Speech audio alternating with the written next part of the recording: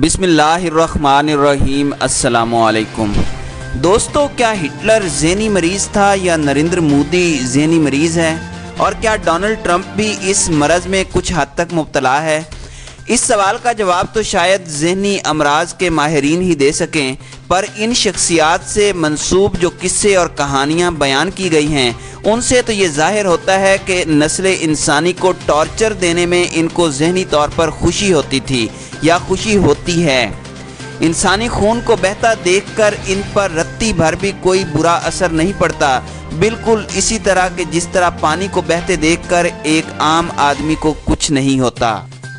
Hitler के बारे में जो किस्से बयान किए गए हैं और जो किताबें तहरीर की गई हैं, हो सकता है उनमें हिटलर के यहूदियों पर मुजालिम की दास्तानें 100% दुरुस्त ना हों और उसने इतनी तादाद में यहूदी कत्ल ना किए हों कि जिस तादाद का आम तौर पर जिक्र किया जाता है।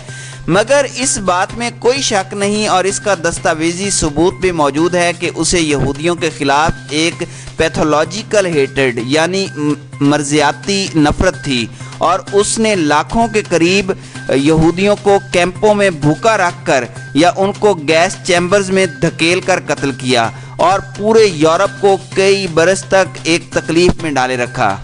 आजकल जब हम नरेंद्र मोदी की कारस्तानियों को देखते हैं तो महसूस होता है कि वो मुसलमानों के खून का बैरी है। जब वो भारतीय गुजरात का वज़ीर आला था तो उसने वहाँ के मुसलमानों का जिस बेदर्दी से कत्लेआम किया वो अब तारीख़ का हिस्सा है। उसकी पार्टी के इंतहा पसंद वर्करों ने हिंदुस्तान में मुसलमानों की ज़िंदगी अजीरन कर रखी है। अब तो सोशल मीडिया का ज़माना है, बातें बाहर आ रही हैं और मोदी के मज़ालिम देखकर अब सियासी मुबस्सिरीन मोदी और हिटलर के दरमियान कई मुश्तरक कदरें देख रहे हैं।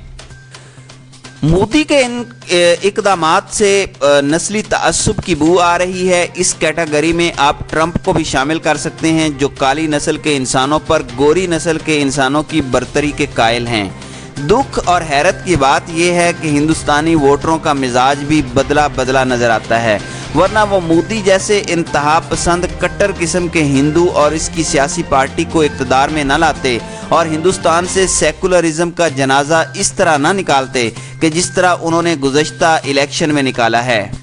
तारीख़ में हिटलर और इस जैसे सरफिरे जुनूनियों का तज़किरा कोई अच्छे अल्फाज में नहीं किया जाता और ना मोदी या ट्रंप को अच्छे अल्फाज से याद किया जाएगा।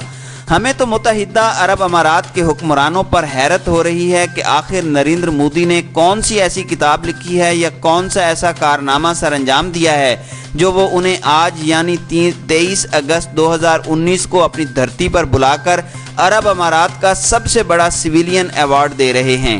वो तो उल्टा उनके हम मज़हब लोगों का भारत के अंदर और कश्मीर में कश्त खून कर रहा है।